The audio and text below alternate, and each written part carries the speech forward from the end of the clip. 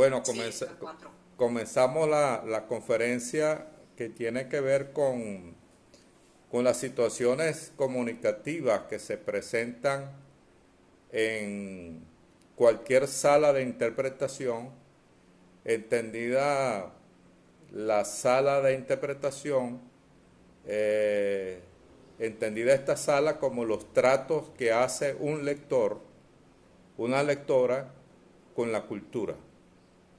Los distintos tratos que hace de lectura a través de textos específicos o de situaciones comunicativas con otros integrantes de la sala, en fin, una reunión de la diversidad que permite aprender en primer lugar a convivir con el diverso, a convivir con el diverso.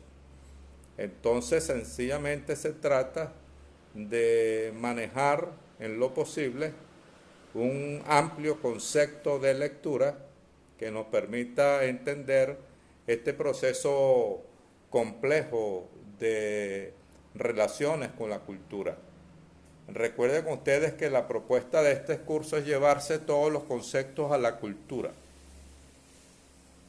a lo humano, con el objeto de llevarse los modelos de interpretación de la cultura a modelos para la interpretación de la cultura. Entendida la cultura como el sistema de relaciones que se desarrollan entre el lector y el mundo. Imagínense ustedes el cúmulo de experiencias que están allí representadas en ese sistema de relaciones. Imaginémonos entonces todas las formas de representación, todas las formas de representación que existen en los textos, entendida la cultura también como un gran texto, lo que ya conocemos con Yuri Lockman con el nombre de cultura o de semiosfera, pues que es el conjunto de irregular que reúne todos los signos. Yo le agregaría que reúne todos los símbolos y todos los sentimientos, para después desarrollar una lectura de la cultura desde el eje de un doble sentimiento que es atracción y repulsión, que para mí es la condición actual del mensaje dentro de la semiótica satelital, fundamentalmente para atraer a un consumidor que adquiere el mensaje en el discurso, en el mercado de esta semiótica satelital, teniendo como característica inicial lo vertiginoso, lo rápido. Entonces recordemos que una de las propuestas de esta sala de interpretación es que frente a lo vertiginoso y frente a lo rápido debe funcionar la lentitud para la interpretación. No producir respuestas inmediatas. La reflexión no se suscita a través de respuestas inmediatas, una especie de automatismo cultural desde la perspectiva del placer, para decir, allí están los emoticones, por ejemplo, para decir me gusta o no me gusta. Entonces tú aceptas o despachas ese discurso de manera inmediata, sin ningún tipo de reflexión. Pero vamos a aceptar que una de las características de la semiótica o de la cultura satelital es la no reflexión generada por esta rapidez. El segundo elemento de esta situación comunicativa satelital, dada por lo vertiginoso, y no por el tiempo que tenemos nosotros aquí para reflexionar que nos hacemos el tiempo para reflexionar y nos hacemos el tiempo para leer lo que he llamado en este programa de semiótica de la cultura, del texto y de la imaginación productora, el tiempo necesario de lectura. Para asociarlo con el tiempo necesario para el trabajo, por supuesto no vamos a comparar la lectura con un trabajo, sino superior al trabajo, puesto que es una lectura que genera interpretación con espacios y esferas de la cultura a través de los textos, donde se materializa no solamente un sistema de relaciones, sino también un sistema, incluso a veces contradictorio, de relaciones, de interpretaciones, de códigos, signos y símbolos que se mueven de una manera determinada, porque los textos, esto es importante que lo subrayemos, puesto que estamos proponiendo una lectura frente a los textos, puesto que hemos dicho que nosotros somos textos, que la persona semiótica, el texto mismo es una persona semiótica, nosotros somos pensantes como el texto. Pero no es el texto que hace el autor. Vamos también a hacer esta aclaratoria inicial, sino el texto con el cual trata el lector, y en este sentido Yuri Lockman habla del trato del texto y es fundamental el trato que hace el lector con el texto. Habla de varios tratos.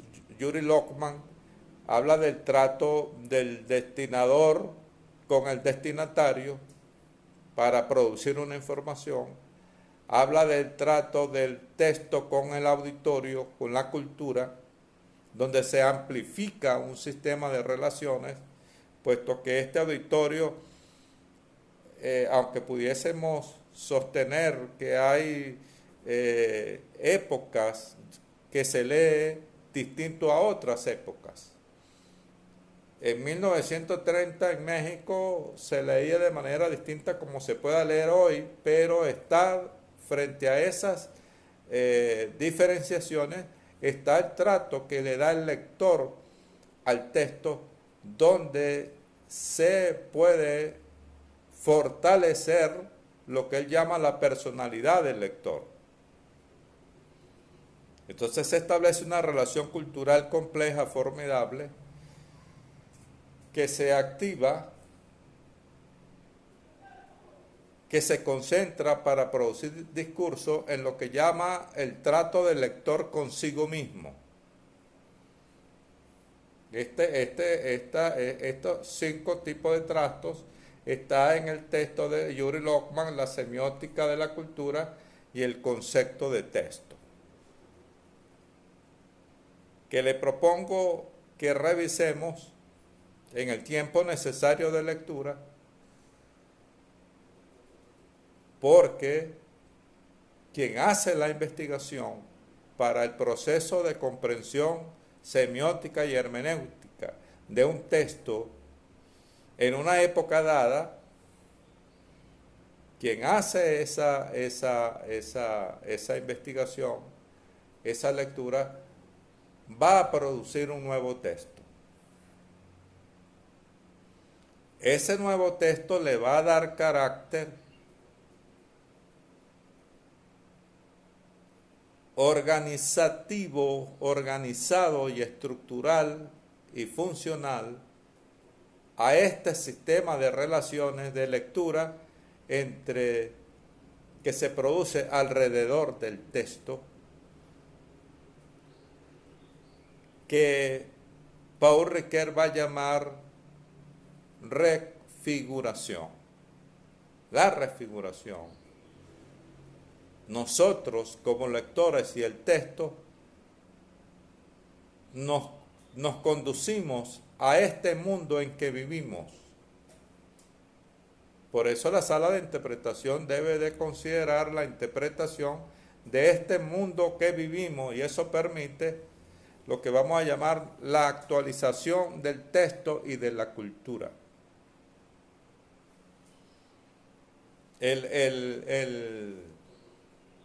Las propuestas, traernos las propuestas del mexicano Samuel Ramos sobre la cultura y el complejo de inferioridad,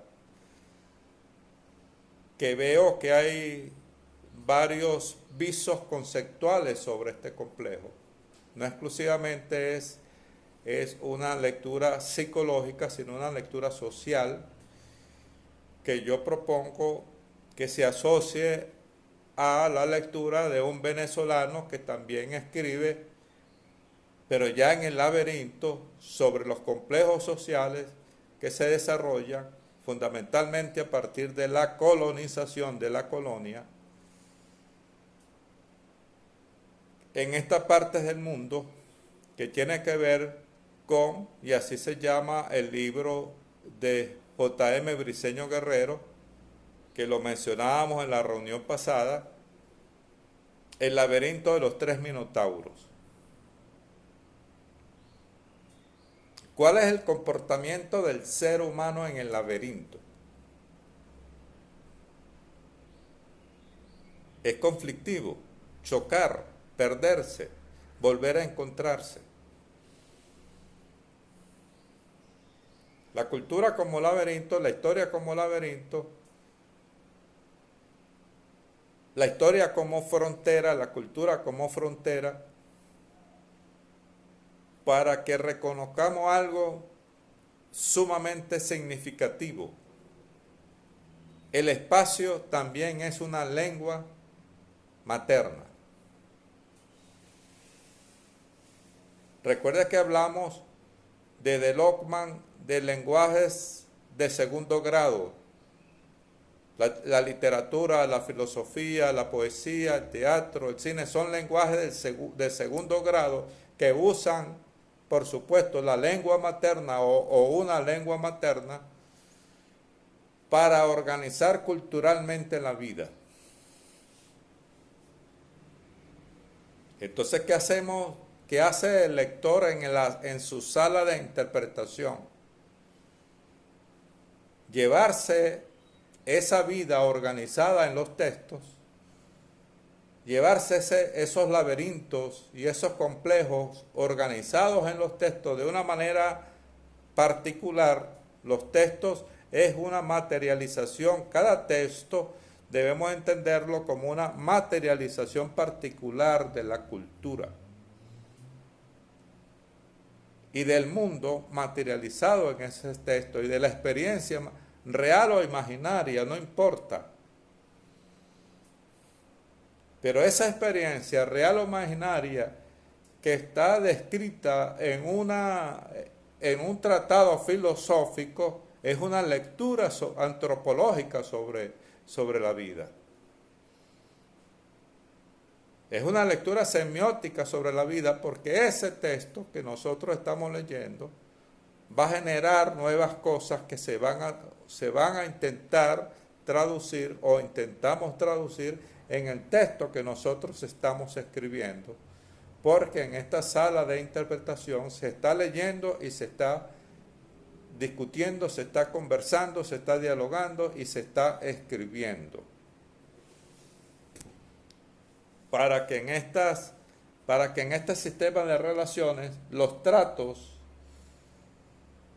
finalmente que nosotros hacemos, lo hacemos desde un contexto cultural a otros contextos culturales materializados de manera real e imaginaria. De allí subrayemos lo de imaginación productora. Están materializados en los textos, es decir, cada texto cultural, cada texto complejo, cada texto artístico, cada texto filosófico organiza la vida de una manera particular y propone una lectura reflexiva sobre la vida. Y de ahí vienen los ismos, los vanguardismos, romanticismo, modernismo, barroquismo, liberalismo, socialismo, capitalismo. Por la manía de ponerlo todo en una corriente. Entonces tú puedes hacer un texto, puedes escribir un texto desde una corriente o tú puedes escribir un texto donde pongas en diálogo varias corrientes culturales que están en esos textos, que creo que es lo más idóneo. Que no permita un diálogo con la alteridad, con aquello que no está discernido en la cultura, con aquello que ha quedado fuera. Pero ha quedado fuera justo o quiere empujarse hacia afuera justo porque hay también, además de un sistema de relaciones, que se están volviendo líquidas en este momento, que se disuelven de manera, que son pasajeras, que se disuelven de manera fácil en este momento. Con un clip, no me gusta. Entonces, la sociedad líquida es la negación sobre la reflexión de la alteridad. Y tengamos cuidado, sino también es la negación sobre nosotros mismos. Porque estamos ejecutando una relación vertiginosa que termina por convertirse en conexión, que esa es la tesis de Simon Berman, cuando expresa que las relaciones devienen en conexiones. Y conceptualmente se comportan de manera distinta porque al cansarse, al agotarse, se excluyen o se autoexcluyen. Bueno, no te escribo más, no te mando ningún WhatsApp, no te mando ningún mensaje, te excluyo. Entonces, la sociedad terrícola, las civilizaciones están llegando de manera vertiginosa a la negación del otro a través de las conexiones, puesto que han desaparecido las relaciones sociales materializadas desde un espacio. Por eso una de las características de este sistema de conexiones es la negación de los espacios. El espacio desaparece como lengua, porque ya no es el hecho de una relación en un espacio físico preciso, tu universidad, tu comunidad, tu barrio, tu casa. Entonces la reunión humana está siendo sustituida vertiginosamente por la conexión, que pudiera conservar algunos rasgos de la reunión, pero la disipa, y esta es una alerta que hago en esta sala de interpretación, porque nosotros no podemos disipar ningún tipo de relación y ningún tipo de conexión. Porque la reflexión exige la respuesta no inmediata, es decir, la respuesta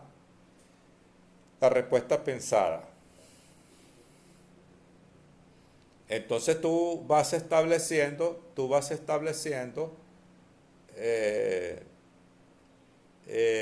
unos tratos con la cultura, con el texto, que implica un proceso de lectura para la interpretación de esos textos y para la conversión Y eso es mágico para la conversión de esos textos en otros textos, en nuevos textos. Pero aclarando que lo nuevo tiene como base lo que ya existe.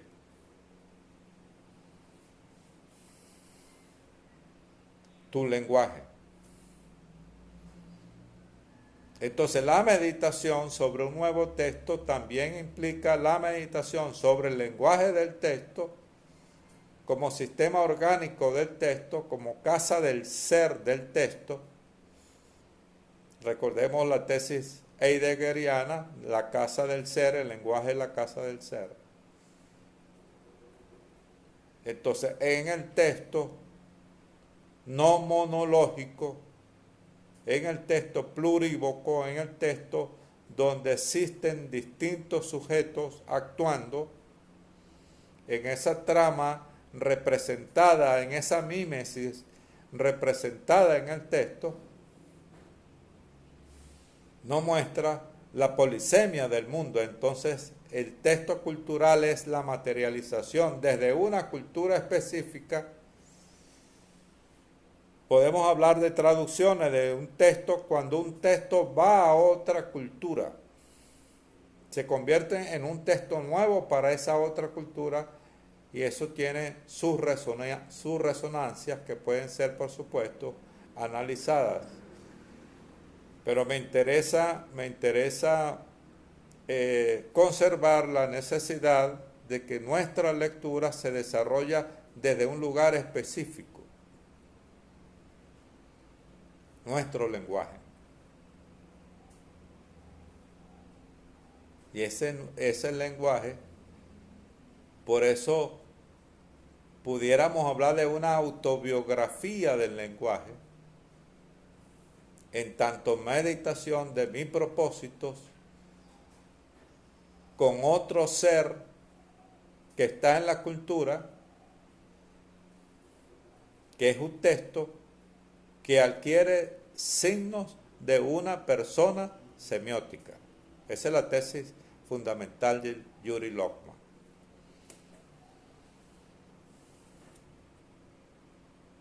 Mucho más allá de lo que el escritor, de lo que la escritora quiso escribir, ese texto se presenta a nosotros de manera más rica, más diversa, más entre comillas, más completa.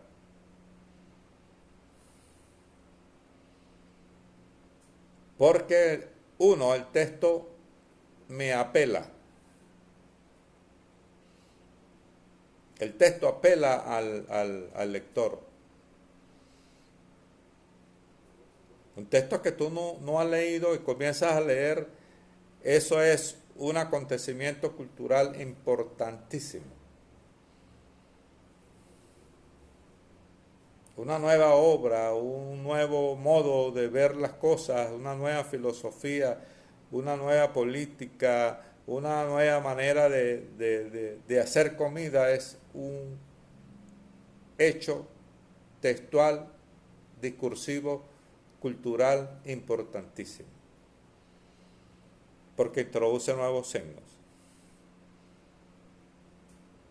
Y la base de estos signos en nosotros, que tenemos una memoria, que tenemos una tradición, pudiéramos decir que hay quienes no la tienen, la base de esos nuevos signos es nuestra memoria y nuestra tradición, es decir, nuestro lugar epistemológico, lo que yo llamo umbral étnico.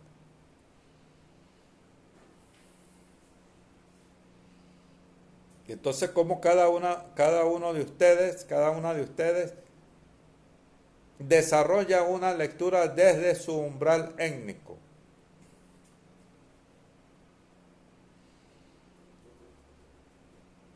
¿Qué significa el umbral étnico desde el punto de vista epistemológico, la recuperación y ontológico, la recuperación del sentido de mi lugar que dialoga con otros lugares a través de la lectura, a través de los textos? Porque ¿quién es el que está leyendo? ¿Quién es el que está interpretando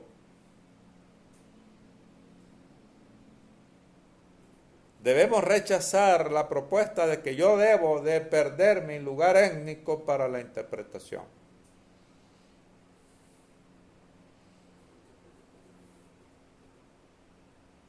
Que es la ley, entre comillas, el sentido que quiere imponer cierta lectura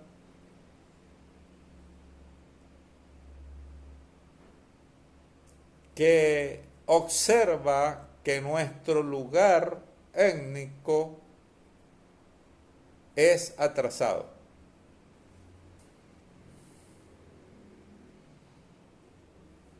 Preguntaría cómo funciona esto, cómo funciona este tipo de negación en los lenguajes del migrante, por ejemplo, que creo que es una reflexión que hay que hacer, pues.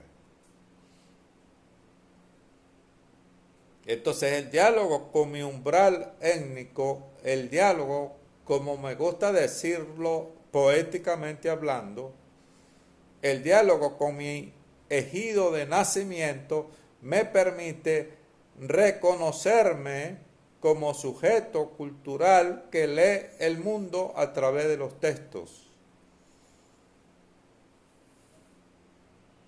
Bien sea en una biblioteca de un pueblo X del mundo, desde esa biblioteca, o bien sea desde esta pantalla. Somos lectores. Pero somos lectores que necesitamos una filosofía de la lectura, una semiótica de la lectura que yo llamo semiótica terapéutica.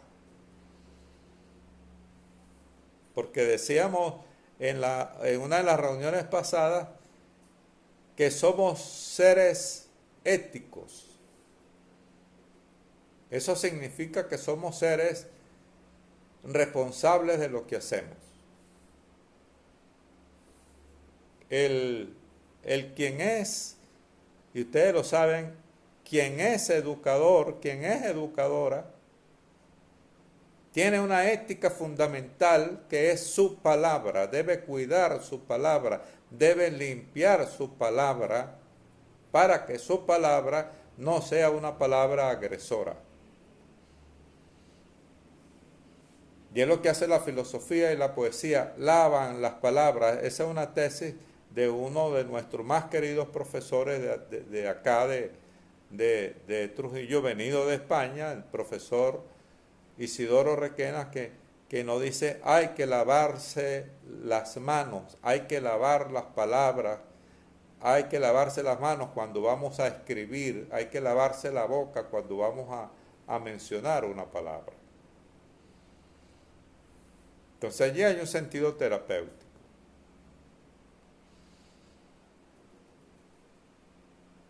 Para observar con mucho cuidado, y estoy haciendo una asociación entre la tercera y la cuarta unidad de este programa, para observar con mucho cuidado la función ideológica en la cultura, es decir, nada más y nada menos cómo se está representando los grupos en la cultura, cómo se representan los grupos en la cultura. ¿Qué entienden ellos de ellos mismos? ¿Cómo se está leyendo desde una forma cultural específica, antropológicamente específica, ontológicamente específica? ¿Cómo se está leyendo? ¿Cómo se está comprendiendo al otro? ¿Acaso se está leyendo, y ya entre comillas, se está comprendiendo al otro para que el otro sea lo que yo soy?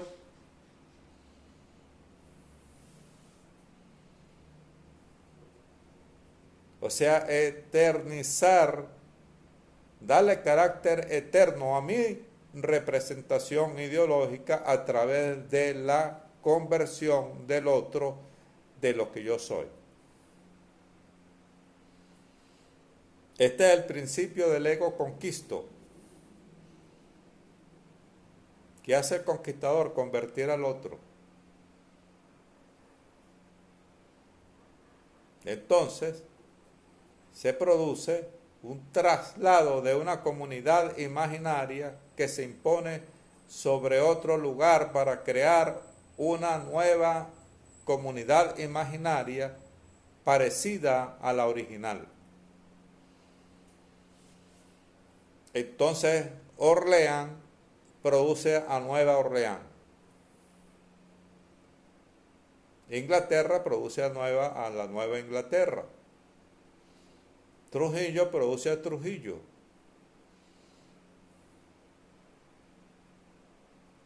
Si el quien conquista se lleva su paideia, se lleva su gran instrumento de conquista y lo impone al otro, porque allí no hubo diálogo. Aunque recordábamos, creo que Bartolomé de la Casa, podemos hablar de diálogo en algunas zonas, en algunas expresiones.